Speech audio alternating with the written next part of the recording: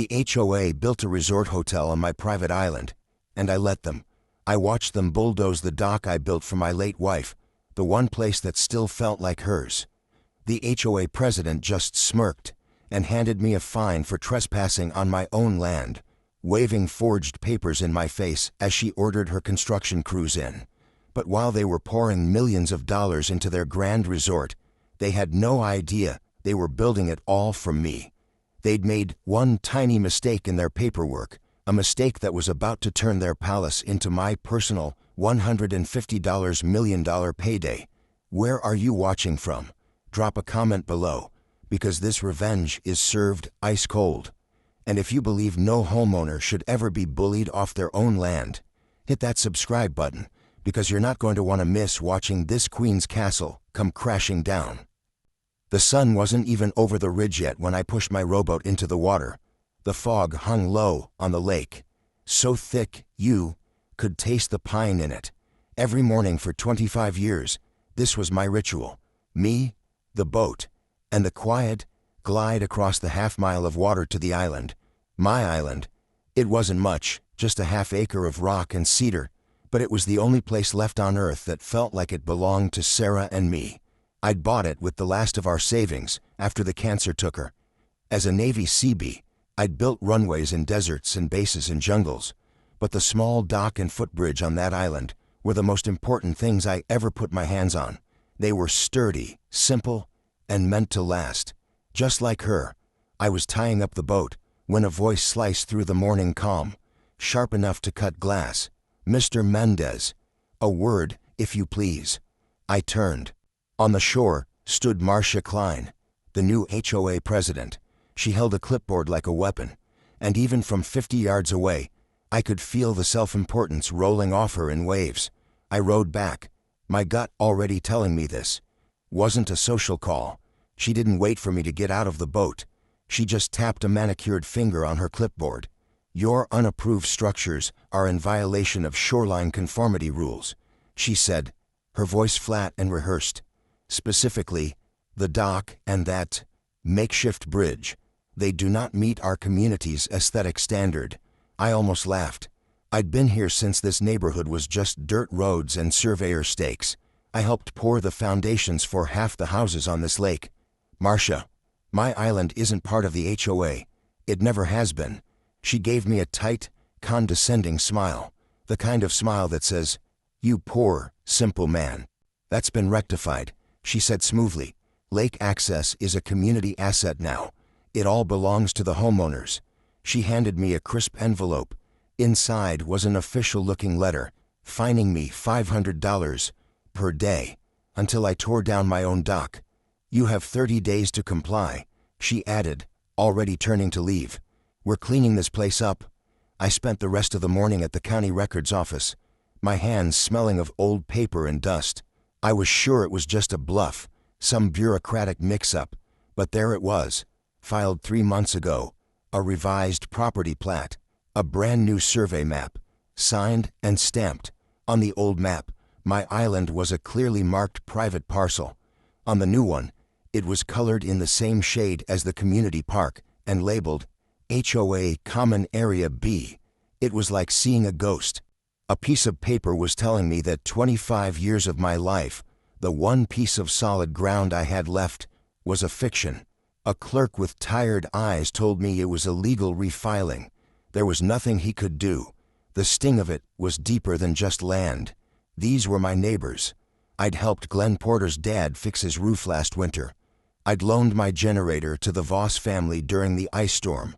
I thought we looked out for each other, but as I drove home, I saw the little community improvement project signs that had popped up on lawns. Marcia's slogan. It felt like they'd all voted to erase me. I went to her house that evening, holding the new plat map. I didn't raise my voice. I'm not a yeller. I was trained to solve problems, not create them. "Marcia, there's been a huge mistake," I started, pointing to the revised boundary line. "This isn't right. You can't just resurvey my property and claim it." She didn't even look at the map. She was watering her petunias, refusing to look me in the eye. "The board voted," she said, snipping a dead blossom. "It's for the good of the community. Property values, you know. She finally turned to me, and her eyes were cold, almost reptilian. Frankly, Jack, that shabby little island is an eyesore. You'll thank us when it's been properly developed. And then she gave me that smirk again. It was the smirk of someone who had all the spirit, power, and knew you had none. The smirk of a bully who had found the perfect victim. My hands tightened on the rolled-up map. All my training, all my discipline, was screaming at me to stay calm. She wasn't worth it. But as I walked away, a cold, hard knot formed in my stomach. This wasn't about a dock anymore. This was about theft. The next morning, I was woken up by the low growl of diesel engines. It was just after dawn, but the sound was already echoing across the water. I ran to the shoreline, my heart pounding in my chest. There, chugging across the lake, was a barge carrying a small bulldozer and a crew of 4 men in hard hats. They were headed for my island. Behind them, on a sleek pontoon boat, stood Marcia Klein, pointing and directing them like a general leading an invasion. I scrambled into my rowboat, paddling furiously to intercept them. A younger man, broad and wearing a shirt with HOA security stitched on the front, blocked my path at the dock. It was Glenn Porter, the HOA's vice president and Marcia's loyal shadow. He puffed out his chest, trying to look official. "Can't let you over there, Jack. It's an active construction site now. For your own safety." I looked past him, at the men already unloading the bulldozer onto Sarah's island. "You can't do this, Glenn. That's my land. You know it is." He just shrugged, avoiding my eyes. He pulled a folded paper from his back pocket. "We've got the permits right here. It's HOA property now. You need to stay on this side of the lake." I watched, helpless, as the bulldozer roared to life. Its steel blade bit into the earth, tearing up the wildflowers Sarah and I had planted years ago. They started with the footbridge, splintering the hand-hewn cedar planks in a single, brutal shove. From her boat, I could see Marcia smile. That's when the quiet, patient builder in me died, and the CB took over. They had declared war. They just didn't realize I knew how to fight one. My first calls were to the county planning department, and then the state land board. I spent 2 days on the phone, being transferred from one bored-sounding clerk to another, explaining the situation calmly and clearly. I sent them copies of my original deed from 25 years ago, the one Sarah and I had framed. The response was always the same, a polite but firm dead end. "I understand your frustration, sir, but the most recent survey on file is the one we have to go by. If you have a dispute with your homeowners association, that's a civil matter." A civil matter. It felt like my house was on fire, and the fire department was telling me to have a polite chat with the arsonist. If the system wouldn't help me, I'd have to go through them. I went to the monthly HOA meeting, held in the chilly, fluorescent-lit basement of the community clubhouse. The air smelled of stale coffee and self-importance. I sat in the back, my original deed and property maps in a neat folder on my lap, and waited for my turn to speak. About 40 people were there, most of them retirees. I knew nearly all of them. Marcia sat at the head of a long folding table, flanked by Glenn Porter and a woman I recognized as Linda Voss, the treasurer. Marcia ran the meeting like a drill sergeant, her voice sharp and final on every point, from new mailbox regulations to the acceptable shade of beige for exterior trim. When she finally opened the floor for homeowner concerns, I stood up. I kept my voice steady. "My name is Jack Mendez. Some of you know me. I've lived on this lake for 25 years. I started to walk forward, holding up my folder. There seems to be a misunderstanding about the ownership of the island. I never got to finish." Marcia banged a small wooden gavel on the table. The sound cracked through the quiet room. "Mr. Mendez, you are out of order," she declared, her voice dripping with practiced authority. "The board has already addressed your non-compliance. You were given a chance to rectify the situation, and you refused. This matter is closed." I stopped in my tracks. "This is my property we're talking about. I have the deed right here." A few people shifted uncomfortably in their seats, but nobody spoke up. They just stared at their hands or at the scuffed linoleum floor. Marcia's eyes narrowed. The community has decided to move forward with a project that will benefit everyone. We will not allow one disgruntled individual to stand in the way of progress. The room was dead silent. I looked at the faces of my neighbors, people I'd shared a beer with, people whose kids I'd taught how to skip stones. They looked away. In that moment, I felt a kind of humiliation that was colder and heavier than any anger. I was an outcast in my own home. I turned and walked out without another word. The door clicked shut behind me, sealing me out. I was halfway to my truck when a quiet voice called my name. "Jack, hold up." It was Eddie Tran. He was a small, wiry man who lived a few streets over, a retired county surveyor.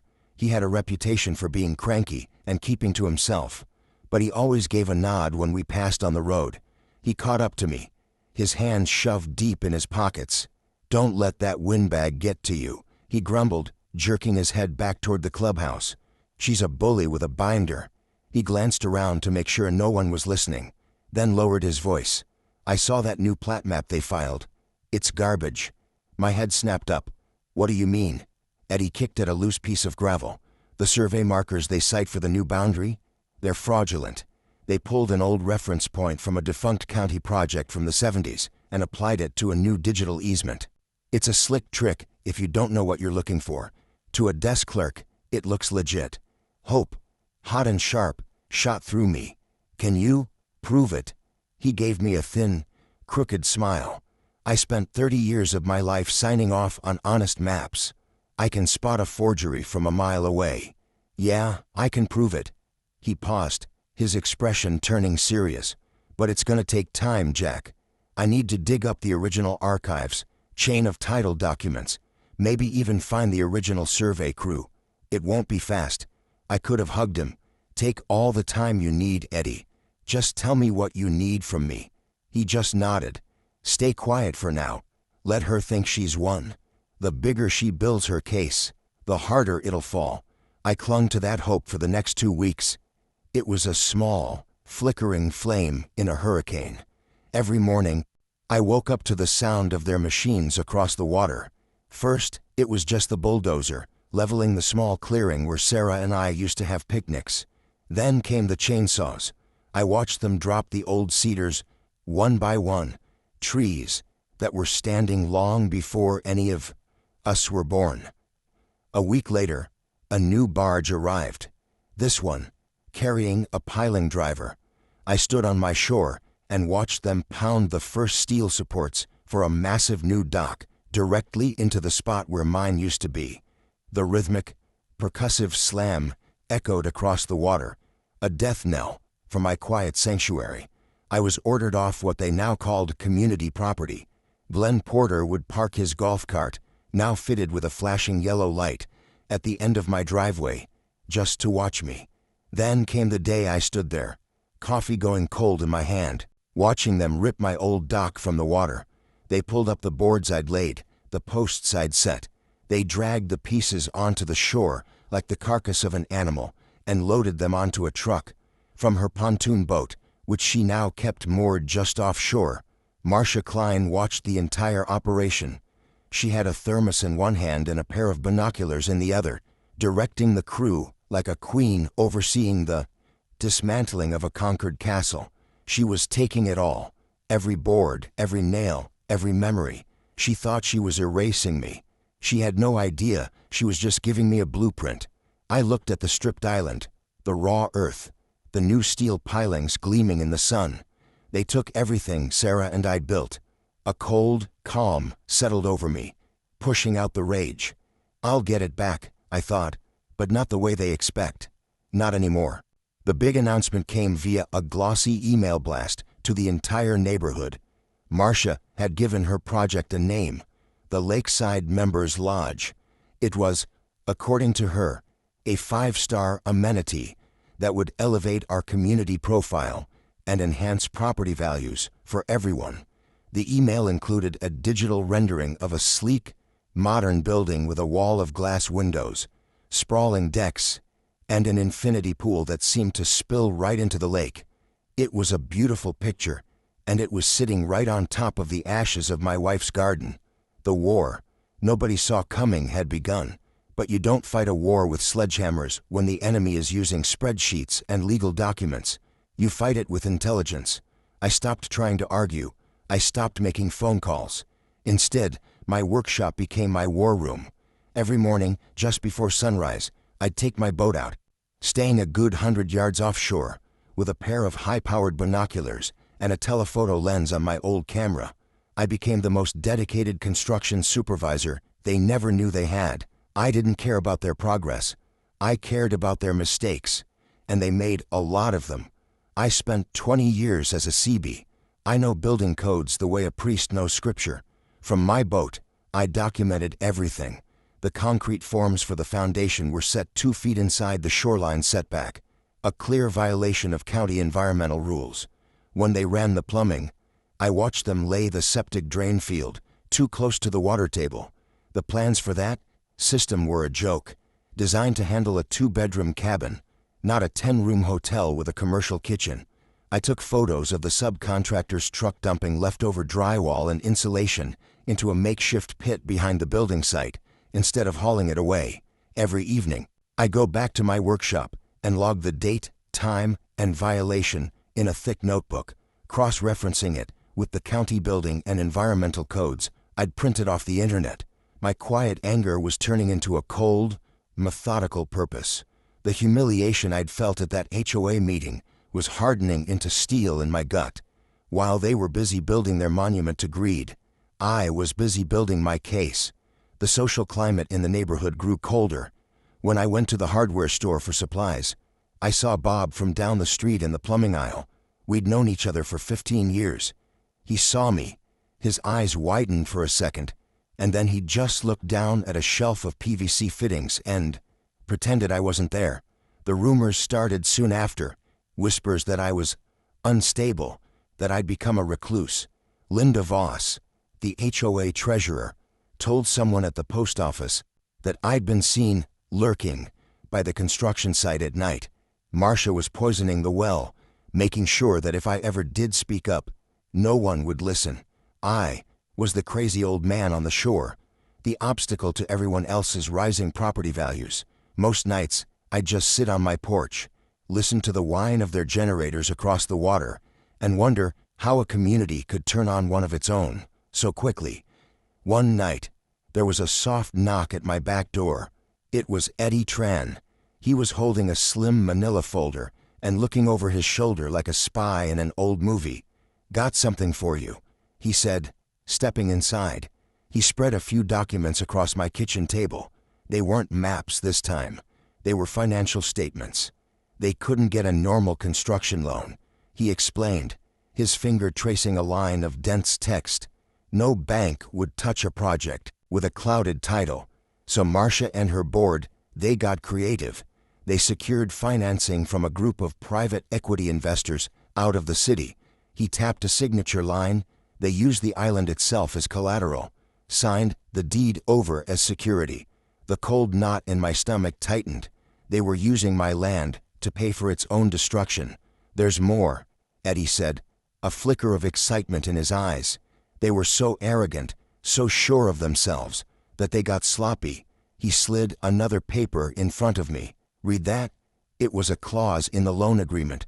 To make it look airtight, they'd tied the collateral to a holding company name they'd invented, one that sounded official. Jack Mendez Island Holdings, LLC. The blood drained from my face. They had put my name on their fraudulent document. I decided to test the waters, to see just how deep Marcia's influence went. From a public computer at the library, I drafted an anonymous email to the County Code Enforcement Office. It was short, professional, and pointed out the shoreline setback violation, citing the specific ordinance number. I attached one of my telephoto pictures, which clearly showed the foundation forms and the water's edge. 2 days later, a miracle happened. A county inspector showed up, and a big orange stop work order was slapped on the site entrance. For 24 hours, the island was silent. The victory felt hollow, but it was something. The next morning, the notice was gone. The sounds of hammers and saws started up again, louder than ever. I saw Marcia on site, laughing with the foreman. She had gotten the order lifted. She had a friend in the right office, a favor she could call in. It was a clear message. The rules didn't apply to her.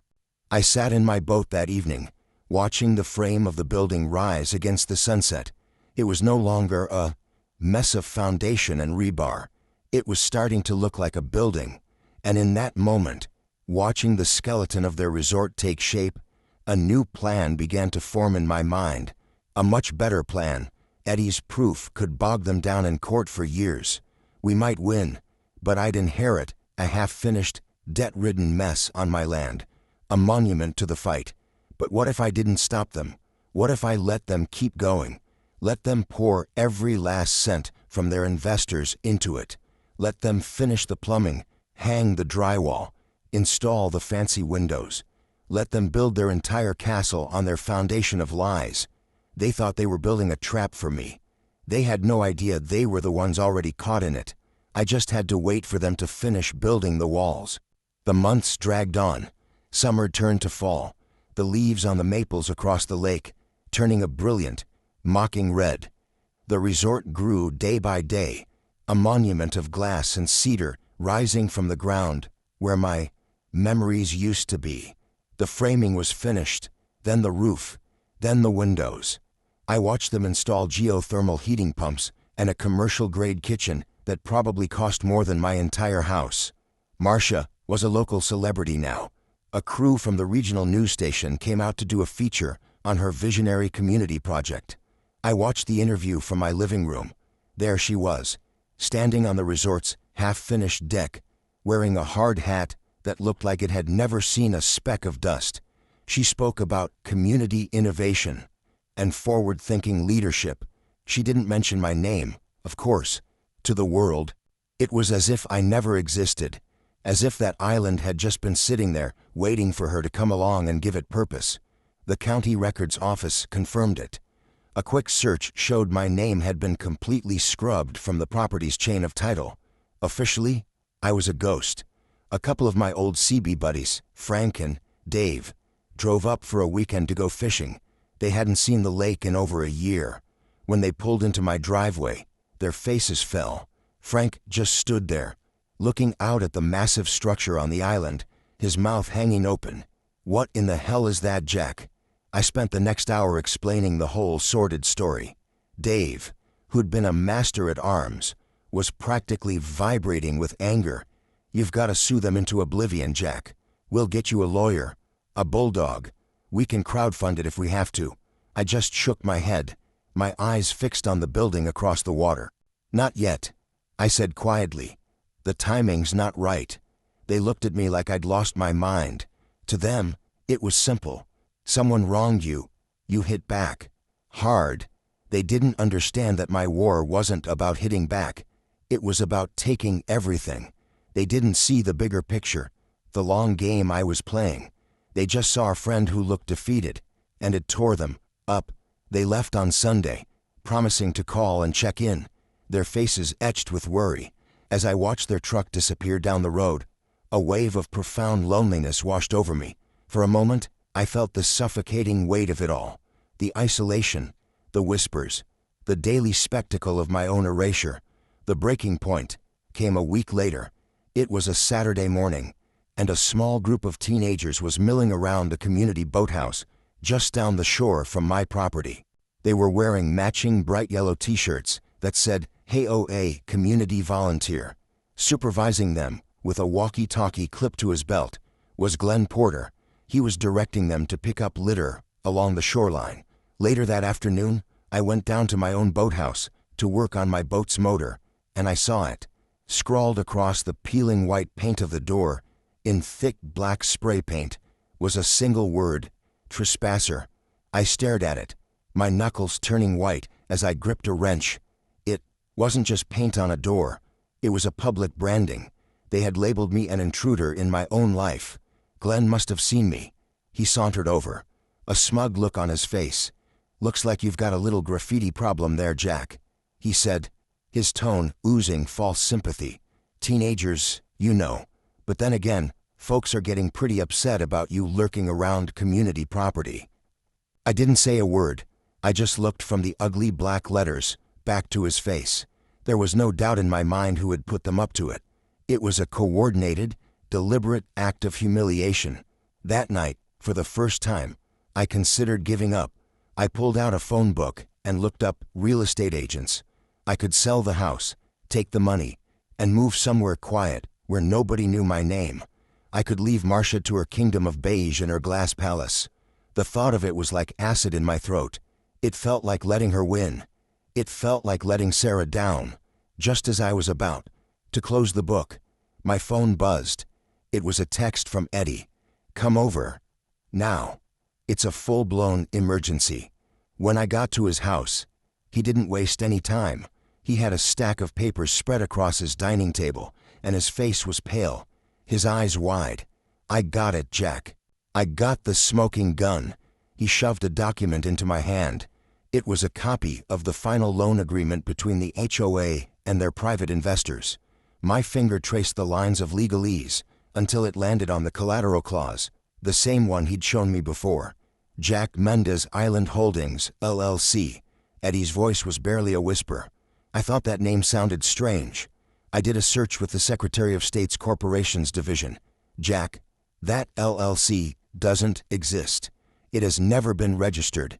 It's a completely fictitious entity." I looked at him, confused. "So they just made it up?" "They made it up," Eddie confirmed, a slow predatory grin spreading across his face. "They created a phantom owner to secure their loan. It's wire fraud, mail fraud, and about 10 other kinds of felonies. But that's not the best part." He leaned in, his eyes gleaming. "There is nothing, legally, preventing someone from forming a new LLC under that exact name. Right now, today." A light went on in my head. A brilliant, blinding, beautiful light.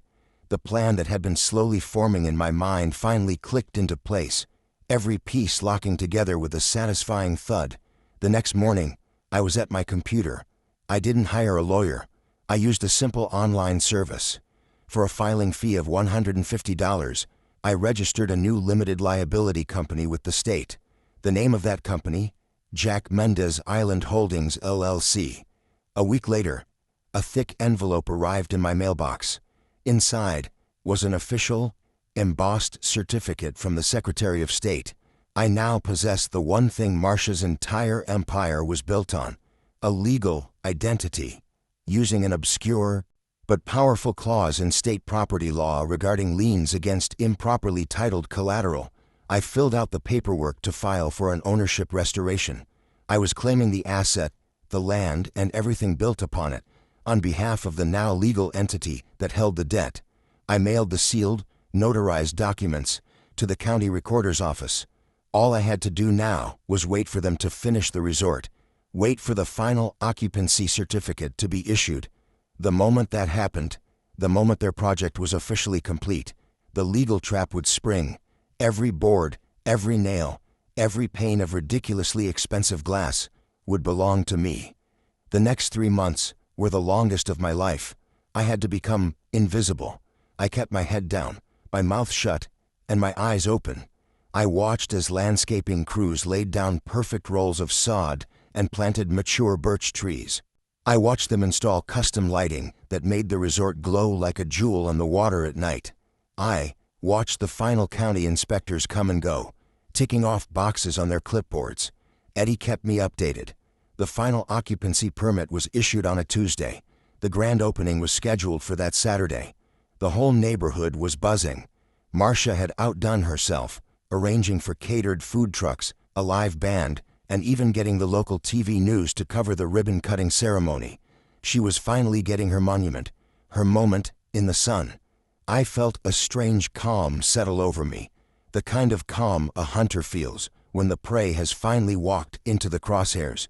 The rage I'd carried for so long had been forged into something cold, heavy, and patient.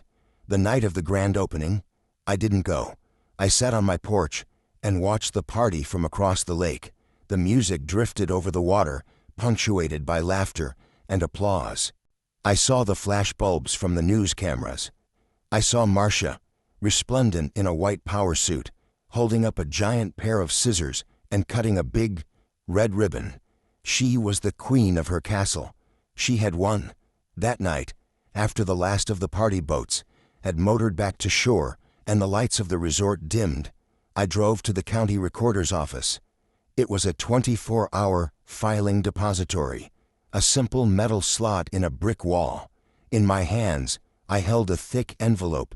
Inside was a copy of my LLC's certificate of formation, the notarized title lien documents, Eddie's detailed survey affidavits proving the original fraud, and the final deed transfer paperwork. It was a package of legal dynamite, and I was about to light the fuse. I slid the envelope into the slot. The quiet thud as it landed inside was the only sound in the deserted parking lot. It was done. The gears of justice, the ones that had been so rusted and stuck for me, were finally beginning to turn. I drove home and slept for 10 hours, a deep, dreamless sleep, for the first time in almost a year. The next HOA meeting was 2 weeks later. This time, the community clubhouse basement was packed. Word of the successful grand opening had brought everyone out. The mood was triumphant. Marcia was holding court, accepting congratulations, and laying out her grand plans for Phase 2 of the Community Improvement Project. I waited in the back. Just as before, I let her go through her entire agenda, the budget approvals, the committee reports, the condescending reminders about lawn maintenance. When she opened the floor for new business, I stood up. A low murmur went through the room. Heads turned. Marcia's smile tightened into a thin, irritated line. "Mr. Mendez," she said, her voice dripping with condescension, "I believe we've made it abundantly clear that your concerns have been addressed. The Lakeside Lodge is a community asset. This matter is. I'm not here to talk about my concerns." I interrupted, my voice calm and even. It carried across the room, cutting through the chatter. I started walking toward the head table, just as I had all those months ago. This time, no one stopped me. "I'm here to talk about your concerns." I placed a single, thin folder on the table in front of her. She stared at it, as if it were a snake. "What is this?" she snapped. "That," I said, loud enough for everyone to hear, "is a copy of the new title deed for the island and all improvements thereon. As of 8:01 a.m. yesterday, it was officially recorded by the county." Her face went blank. A few people in the front row leaned forward, trying to see. "You built your beautiful resort on my property," I said, letting the words hang in the air. "Every board, every nail, every ridiculously expensive window. It was all a very generous gift. Thank you." A collective gasp went through the room. It was a sound like the air being sucked out of a vacuum. Marcia's face had gone from confused to a blotchy, furious red. "This is absurd," she sputtered, fumbling to open the folder. "Security. Glenn, remove this." "Man." But Glenn Porter was frozen, staring at me with a look of dawning horror. Linda Voss, the treasurer, was already backing her chair away from the table. "Is that so?" I said, pulling my phone from my pocket. "Let's find out." I hit the speakerphone button. A calm, professional voice filled the room. "County Recorder's Office, this is Susan speaking." "Susan," I said clearly, "my name is Jack Mendez. Could you please confirm the current registered owner of Parcel 7A, listed as Lakeside Island?" There was a moment of keyboard clicking. The entire room held its breath. "Certainly, sir," Susan's voice chirped back. "As of yesterday's filing, that parcel, including all structures and improvements, is registered to a single owner entity, Jack Mendez Island Holdings LLC." The silence that followed was absolute. You could have heard a pin drop on the stained carpet. Marcia's jaw worked, but no sound came out. She looked at the faces around the room, searching for an ally, for someone to tell her this was all a joke. But all she saw were stunned, horrified stares. Her empire, built on lies and petty tyranny, had just crumbled to dust in front of everyone. "You can't do this," she finally whispered, her voice a hoarse croak. I leaned in. close enough so only she could hear me. "I didn't do this. You did." Then I straightened up and addressed the room again. "And one more thing. The assessed value of the improvements you so kindly made to my property comes to just under $148 million. The investors who hold the loan on that fraudulent deed are probably going to want that back. I suggest you call a lawyer." That's when Marcia Klein fainted, slumping out of her chair and onto the floor with a soft thud. And as her loyal followers rushed to her side, the news crews, who had been lingering outside after a tip-off from a certain retired surveyor, swarmed into the room, their cameras rolling. The aftermath was a storm. The news story went from a local curiosity to a regional sensation overnight. My face was on TV, not as a disgruntled old man, but as the quiet builder who had outsmarted a corrupt HOA. The phones didn't stop ringing. Lawyers, reporters, and even a book publisher. The HOA, naturally, tried to fight back. They hired a team of expensive lawyers from the city, who immediately filed an emergency motion to reverse the title transfer, claiming fraud. The judge, a no-nonsense woman with sharp eyes and an even sharper tongue, took one look at Eddie's meticulously documented survey fraud and the non-existent LLC on the loan documents. She threw their case out in less than 15 minutes, calling their legal arguments frivolous and, frankly, insulting to the court's intelligence. That's when the real panic set in. The private equity investors, the ones who had funded Marcia's palace, were now on the hook for a $148 million loan with zero collateral. Their lawyers descended on the HOA like wolves. The rats started jumping from the sinking ship.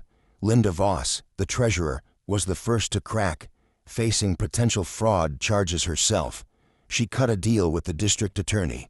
She handed over years of doctored financial records, emails, and minutes from secret board meetings where Marcia had outlined her plan to seize my island. It turned out Marcia's ambition went far beyond a simple resort. She had been in talks with developers to sell the entire lakefront, using the lodge as a centerpiece for a massive new commercial development. The community she claimed to be improving was just a commodity to be sold off to the highest bidder. Marcia, however, refused to go down without a fight. She was cornered, desperate, and that made her even more dangerous. She tried to sabotage the resort itself. Her next move was to get the occupancy permit voided. If she couldn't have the building, no one would. She found the county inspector who had originally signed off on the project, the same one who'd made the stop work order disappear, and offered him a briefcase full of cash to retroactively fail the inspection, citing fictitious electrical and plumbing hazards. She was trying to declare the building unsafe, making it worthless to me or anyone else. It was a classic scorched earth tactic. What she didn't know was that the inspector, seeing the writing on the wall and not wanting to go to prison for her, had already paid a visit to the DA's office. He walked into his meeting with Marcia wearing a wire. The entire bribery attempt, every wheedling promise and veiled threat she made, was recorded in crystal clear audio. That recording was the final nail in her coffin. The county DA now had her dead to rights on bribery, conspiracy, and a whole host of other felony charges. The entire HOA board was implicated. They turned on her completely, each one trying to paint themselves as an unwitting victim of her manipulative schemes. Glenn Porter claimed he was just following orders. Linda Voss played the part of the dutiful treasurer who was too intimidated to speak up. It was a pathetic, predictable cascade of cowardice. The HOA called an emergency meeting. This time, it wasn't in the stuffy clubhouse basement. They had to rent the high school auditorium to accommodate the crowd. Every homeowner was there, along with news crews from 3 different stations, their cameras set up in the back. The meeting was broadcast live online. The mood was no longer triumphant. It was terrified. People were worried about their property values now, about the massive legal bills the HOA had incurred, about the stain of scandal that was now splattered all over their neighborhood. The remaining board members, their faces pale and drawn, tried to calm the crowd, but the room was a tinderbox of anger and fear. Then, they invited me to speak. I walked to the podium at the front of the stage. The same stage where I'd watched my daughter graduate years ago. The room fell silent. I didn't raise my voice. I didn't gloat.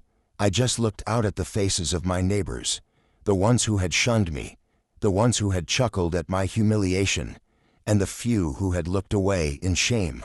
For the last year, I began, my voice steady. This community has been run by fear and greed. You were promised higher property values, but you were sold a lie. I let that sink in. I have no interest in running a resort hotel, but I also have no interest in letting this monument to corruption sit empty. I paused, then delivered the final blow. This morning, I finalized the sale of the resort and the island to a national corporate retreat chain. The sale price was $150 million. A wave of murmurs and gasps swept through the auditorium. The sale was contingent on one condition. I continued, my voice rising slightly. A portion of the proceeds, $10 million to be exact, will be placed into a community restitution fund. Now, the silence was absolute. That fund will be managed by an independent trustee. It will be used to pay off every single bogus fine this HOA has levied for the past 5 years. It will compensate any homeowner who was forced to make unnecessary modifications at their own expense, and it will pay for the immediate and complete dissolution of this current HOA. The room exploded. It started as a ripple of applause from a few people in the back and grew into a thunderous, standing ovation. People were cheering, hugging, some were even crying. It was the sound of a pressure valve being released, of a long nightmare finally ending. In the midst of the chaos, I saw them. 2 uniformed sheriff's deputies had entered from a side door. They walked calmly and directly to the front row where Marcia Klein was sitting, stone-faced. They leaned down, spoke to her quietly, and then, as the whole room watched, she stood up and placed her hands behind her back. The sharp click of the handcuffs was drowned out by the roar of the crowd, but I saw it. I watched as they escorted the queen of the clipboards, the architect of all this misery, out of the auditorium. Her reign was over, and as the applause washed over me, it wasn't triumph I felt, but a profound sense of relief. The showdown was over. The balance had been restored. Justice hadn't just been served. It had been delivered publicly for everyone to see. 6 months later, the lake was quiet again. The new owners of the resort, a company that specialized in corporate wellness retreats, were good neighbors. They were respectful of the environment, kept the noise down, and hired dozens of locals to staff the place, paying them fair wages with benefits. The bright, garish sign that once read, "The Lakeside Members Lodge," was replaced by a simple, elegant wooden one that just said, "Cedar Point Retreat." They even asked for my input on the landscaping around the shoreline to make sure it matched the natural look of the area. I didn't want the money from the sale. Not for myself, anyway. After setting up the Community Restitution Fund, I took a large portion of what was left and established a perpetual scholarship fund in my wife's name. The Sarah Mendez Engineering Grant would provide a full-ride scholarship every year to a child from a veteran's family who wanted to study engineering or construction management. Sarah had always believed that the most noble thing a person could do was to build something that would last longer than they would. It felt right. It felt like I was finally building something with her again. With a small piece of the remaining funds, I hired a local crew to help me rebuild.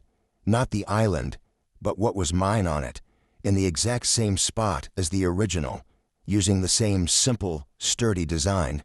We built a new dock and a new footbridge. I used weathered cedar that matched the old wood, so it looked like it had always been there. It wasn't a monument. It was a memory. The rest of the island I left alone, letting the wild flowers and native grasses grow back over the scars the bulldozers had left. Nature, I figured, had a better plan for it than I ever could. The old HOA was dissolved, buried under an avalanche of lawsuits and criminal charges. Marcia Klein took a plea bargain and is now serving 3 to 5 years in a state penitentiary for fraud and bribery. Glenn Porter lost his security job and now works nights stocking shelves at the grocery store. I see him sometimes in the aisles, and he never makes eye contact. The neighborhood formed a new, smaller community association. It was run by a council of volunteers, and their first order of business was to nominate a new president. Unanimously, they elected Eddie Tran. His first official act was to draft a new bylaw, one that was just a single sentence long: "Be a good neighbor." They printed it on a small plaque and hung it in the clubhouse. Underneath it, someone taped a handwritten sign that read, "No Karens allowed." Things slowly returned to a new kind of normal. Neighbors started waving to me again, then stopping to chat.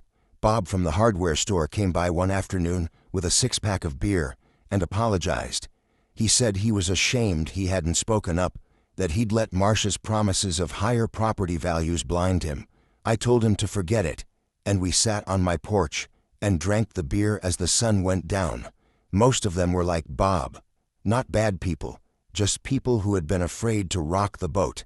They had learned a hard lesson about what happens when you let a bully take the wheel.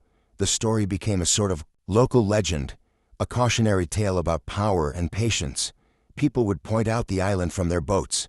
"See that place?" they'd say. "That's the $150 million hotel a guy got for free because the HOA president messed with the wrong Navy Seabee."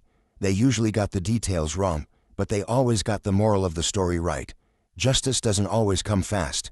Sometimes it doesn't come in a courtroom with lawyers and judges. Sometimes you just have to have the patience to let your enemies build their own gallows, and the courage to be there when they're finished. This morning, just like every morning for the past 25 years, I pushed my rowboat into the water. The sun wasn't even over the ridge yet, and the fog hung low on the lake. The air was cool and smelled of pine. I rowed across the still, dark water, the only sound, the gentle splash of my oars.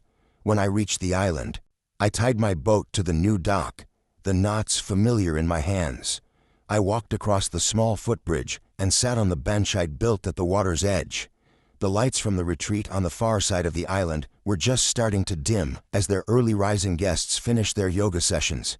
They glowed, softly, reflecting on the surface of the lake like a new constellation of stars. It was quiet. It was peaceful. Everything was as it should be. The island was mine again. But it was different now.